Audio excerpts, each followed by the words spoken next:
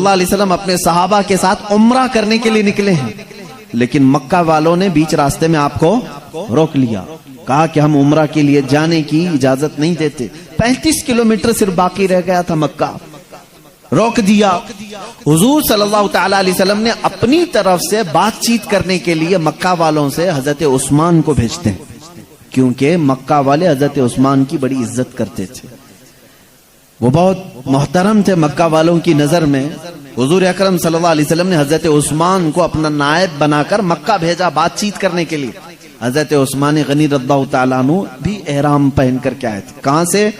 مدینے سے احرام پہن کے آئے، اور وہ پہنچ گئے مکہ میں۔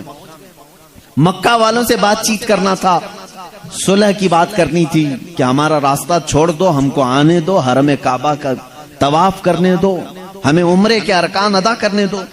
سیدنا عثمان غنی رضی اللہ تعالیٰ عنہ جب بات چیت کرنے کے لیے آئے تو اس وقت مکہ والوں نے منع کر دیا کہ ہم محمد صلی اللہ علیہ وسلم اور ان کے ساتھیوں کو مکہ میں داخل ہونے ہرگز نہیں دیں گے، لیکن ساتھ میں انہوں نے ایک بات یہ بھی کہی، اے عثمان تم آ گئے ہو مسجد حرم تک۔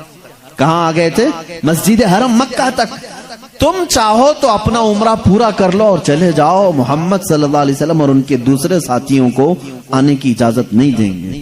حضرت عثمان غنی رضی اللہ تعالیٰ عنہ باب حرم پر کھڑے ہیں، خانہ کعبہ قریب میں ہے، کہتے ہیں اے لوگو، زندگی بھر میرے جسم پر احرام رہے تو رہ جائے، بغیر نبی کے عمرہ کا ایک چکر بھی نہیں کروں گا، خانہ کعبہ کے طواف کا ایک چکر بھی نہیں ادا کروں گا۔ اگر تم نے نبی کو روکا تو نبی کے بعد پھر عمرہ ہے کیا چیز؟ یہ صحابہ کا ایمان تھا۔ بغیر رسول کریم صلی اللہ تعالی علیہ وسلم کے انہوں نے منع کر دیا کہ میں آ تو گیا ہوں، لیکن تم جب نبی کو روکے ہو تو میں کیسے عمرہ کروں؟ نہیں کیا، احرام کی حالت میں تھے۔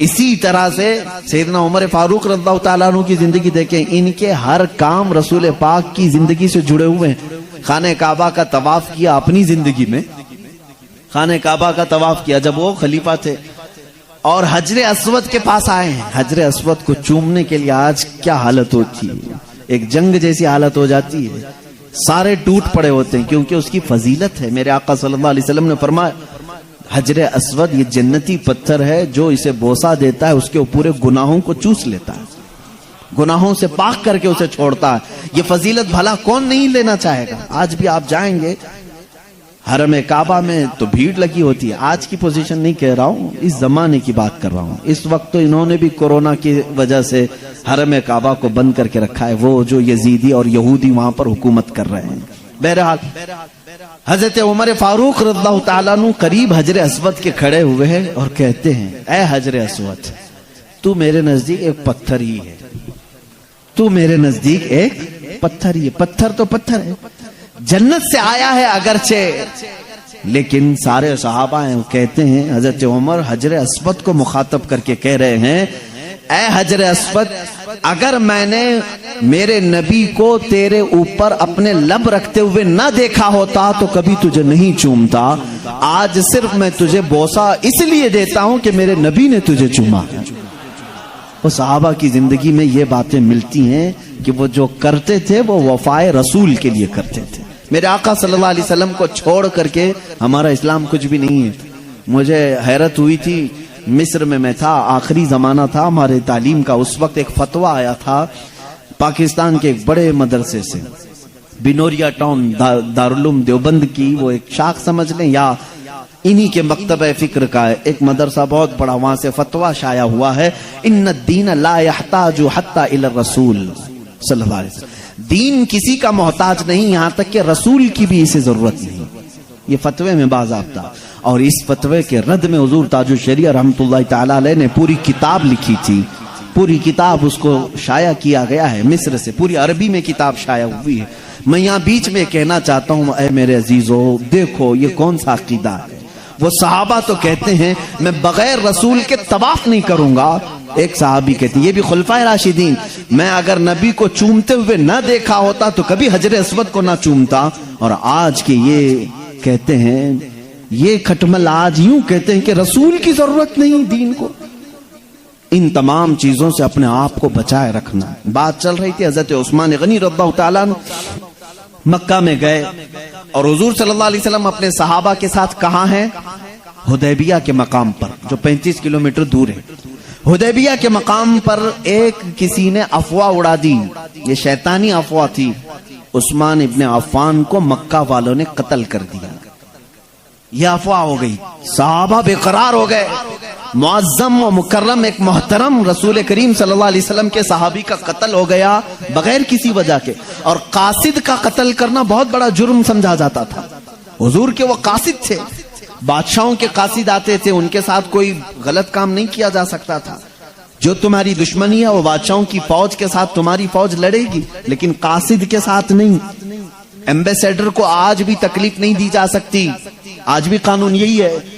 حضور صلی اللہ علیہ وسلم کے قاصد بن کر کے حضرت عثمان گئے ہیں، تو صحابہ بے قرار ہو گئے کہ حضور کے قاصد کا قتل کیسے ہو گیا۔ حضور اکرم صلی اللہ علیہ وسلم نے اس وقت سارے صحابہ کو ایک درخت کے نیچے جمع کیا اور سب سے بیعت لی۔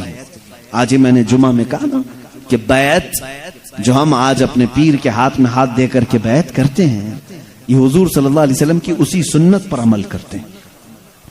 صحابہ کو قریب بلایا اور بیعت لی، کہا کہ تم سب کے سب وعدہ کرو کہ اسلام پر اپنی آخری سانس تک قائم رہو گے، دین کو حق سمجھتے رہو گے، اور حضرت عثمان اگر قتل ہوئے ہیں تو اس کا انتقام لیں گے۔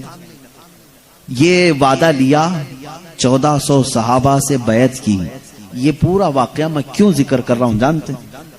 یہاں پر حضرت عثمان غنی رضی اللہ تعالیٰ عنہ کی اہمیت سمجھ میں آتی ہے۔ وہ مجمع میں نہیں تھے، مکہ میں ان کے قتل کی خبر پھیل گئی۔ حضور صلی اللہ علیہ وسلم نے سارے صحابہ کو بیعت لے لی، اس کے بعد اپنا بایاں ہاتھ حضور نے اٹھایا، اپنا بایاں ہاتھ اٹھایا اور اپنا سیدھا ہاتھ یوں رکھا اور فرمایا یہ میرا ہاتھ ہے اور یہ عثمان کی طرف سے میں خود بیعت کرتا ہوں۔ حضرت عثمان کی بیعت، کیونکہ وہ ایک غائب تھے نا، سارے صحابہ نے بیعت کی اور حضرت عثمان کی طرف سے بیعت کس نے کیا؟ رسول کریم صلی اللہ علیہ وسلم۔ کہا میں یہ عثمان کا ہاتھ سمجھتا ہوں اور بیعت کرتا ہوں۔ اس واقعے کو بیان کر کے چلے جاتے ہیں، لیکن میں آج رک گیا اس پر۔ ایک جگہ لوگ بے قرار ہیں کہ وہ قتل ہو گئے، افواہ کیا پھیلی ہے؟ وہ قتل ہو گئے۔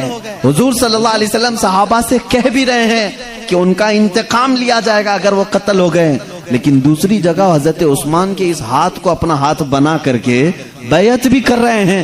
یہی رسول کریم کا علم غیب ہے۔ میرے آقا جانتے تھے عثمان کا قتل نہیں ہوا، وہ بحیات ہے مکہ میں، اور ہوا بھی ایسی ہی کہ شام نہ ہو پائی کہ حضرت عثمان غنی صحیح سلامت واپس آئے اور پھر اپنا ہاتھ رسول کریم صلی اللہ علیہ وسلم کے ہاتھ میں دیا اور بیعت کی۔